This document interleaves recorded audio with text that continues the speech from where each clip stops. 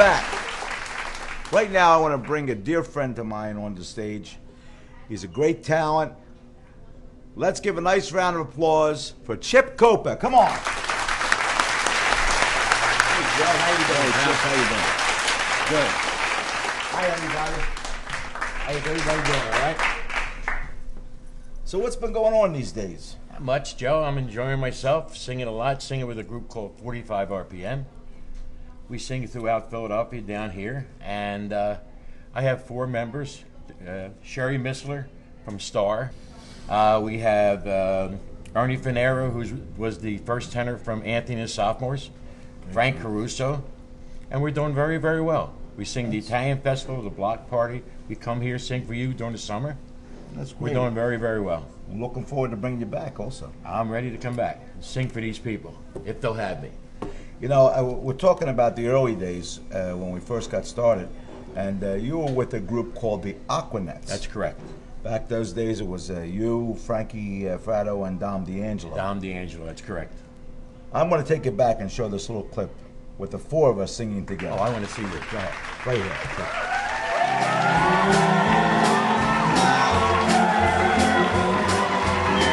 Each time we had a part, it almost breaks my heart, and I am so afraid that we will have to part. Each night I ask the stars above, why must I be a teenager in love? That was pretty good, wasn't it? I look thin. I look better than I do now. Go ahead. You didn't look like Grandpa Stroman back in those days. That's correct. Well, Chip, I got to ask you a question. You know, when you go to La Piazza, like, what are like some of your favorite dishes? Well, it's between 2. Eggplant rollantini and Sicilian calamari. Oh. That is my, it burns, but I have to go with the I have to go with the eggplant. If you had to choose right now, what would you say? Eggplant, because my wife steals it from my plate. Oh, we're going to take you and show you how to make that right now. Right now we're going to do a dish here. It's very simple. And here at La Piazza, it's not all about all these fancy dishes and these high-end dishes. We do have some simple dishes for the simple palate. We still have some mom and dad home cooking. Stuff that grandma used to make. Right now we're going to do a dish called eggplant rollantini. Everybody's going to have their own version of it, so that's great. We're just going to share our version. We're going to franchise it. And all that is an egg batter, which is just done with egg and grated cheese. Pecorino Romano, Parmesan if you like Parmesan. We're using Pecorino Romano. And that's got a little more salt, got a little more of a kick to it. And he's going to flour the eggplant. Once you flour the eggplant, now you dip it in the egg and you fry it. We're putting it in a deep fry. You could do this right on top of your stove in a frying pan, electric frying pan. You could do this. And you could use your own gravy, your own sauce, as you would call it, marinara sauce, your own meat gravy. And why do we call it gravy? I say this every time. I've been doing this now for 6 years here on Chef. And look up the meaning of gravy in the dictionary. It says made from meat drippings. Doesn't say brown gravy, it just says meat drippings. So we're making a tomato gravy. When we make it with pork bones and meat, and that's how you get gravy.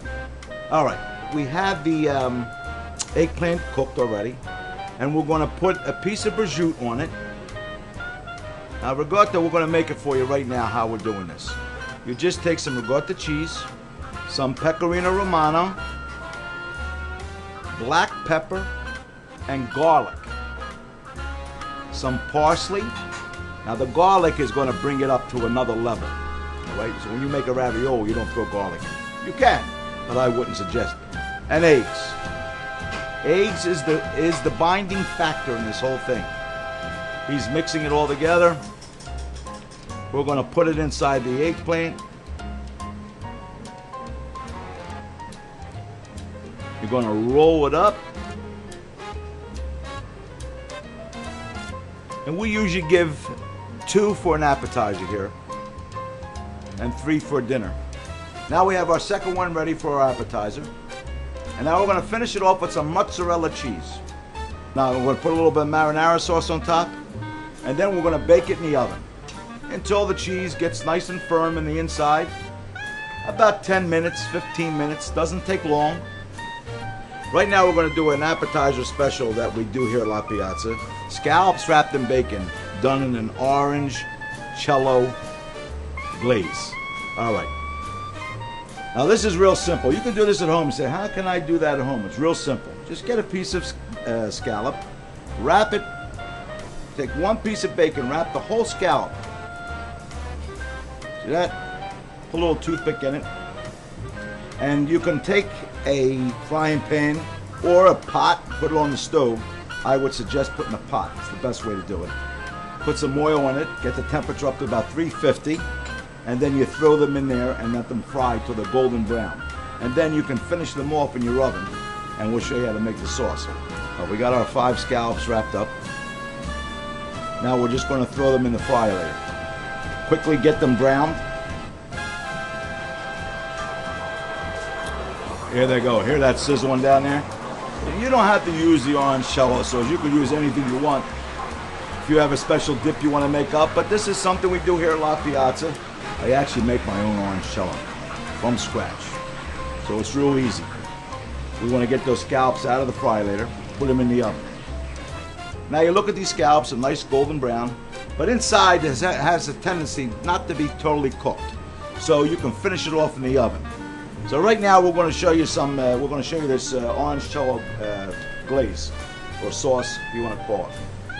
You're going to get some oil and some shallots.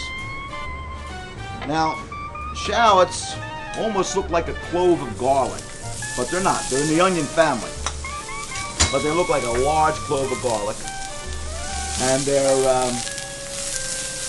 got a nice sweet taste to it. Now he's got them sauteing, sweating the shallots in the olive oil. That's very important. Anytime you saute, you've got to pull those flavors out. And he's going to let them work together. And he's going to throw some butter. Got to have the butter. Between the bacon and the butter, you're going to have to take a couple cholesterol pills. Now the butter also reducing the alcohol and the butter and all, it actually is making it a little thicker. So it gives a nice little sweet flavor to these scallops. And scallops are all on the sweet side to begin with. So between the salt of the bacon and the taste of the scallops and the sauce being sweet, great combination. Great combination. And we're going to put a little stock in there. You see how nice and thick that's gotten? Look how nice that is. And that's going to adhere to those scallops. When he pours it over the scallops, it'll just go right on there like a glaze. And I think our scallops are just about done now.